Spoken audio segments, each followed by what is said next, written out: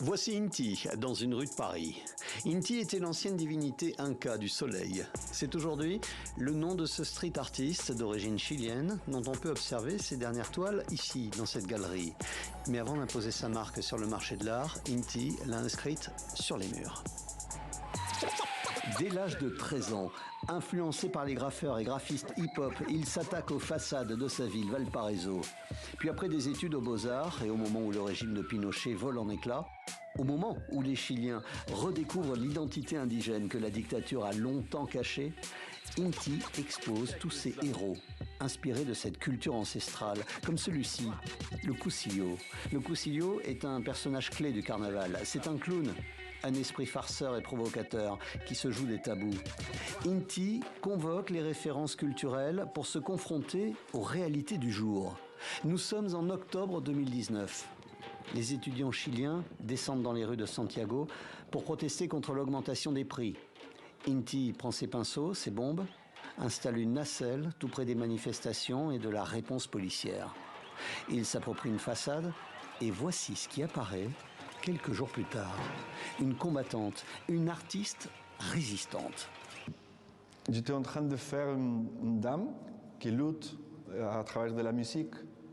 Mais en même temps, toutes les manifestations ils ont commencé à attirer les gens à les yeux.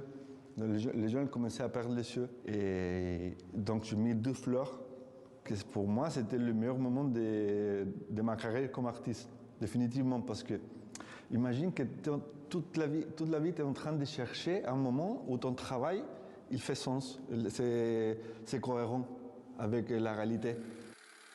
Il est possible de croiser Inti à Barcelone dans son atelier où il travaille sur de nouvelles toiles ou en train d'imaginer un foulard pour la marque Vuitton ou encore en plein travail préparatoire pour un nouveau mur quelque part dans le monde avec l'un de ses personnages inspiré de la tradition précolombienne ou religieuse.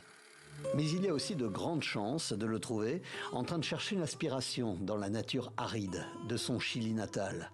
Les déserts, les montagnes, ces arbres dont la croissance reste un mystère et dont les branches et les épines peuvent apparaître au détour d'un mur ou dans un tableau à l'intérieur de cette galerie parisienne. Ici, l'avantage des petits formats permet de saisir les détails, les obsessions, comme la mort ou la foi. Il y a différents sujets qu'on ne peut pas éviter. Par exemple, la religion. La religion, ce n'est pas parce que je suis religieuse. C'est juste que la religion, elle est partout. Dans tous les conflits qu'on voit maintenant, dans tous les conflits qui sont passés, la religion, ça fait partie de tout. Donc on ne peut pas parler de l'homme sans parler de la religion, sans parler de la mort, sans parler de la vie, de la nature. Après les murs du Chili, de la Colombie, des États-Unis, du Liban, de la Norvège, de la Belgique, cet ambassadeur du street art sud-américain sera bientôt visible devant un mur de Porto Rico. Avant que cela fasse le tour des réseaux sociaux, allez vous promener dans un quartier populaire de Lisbonne. Vous y découvrirez l'une de ses plus belles madones.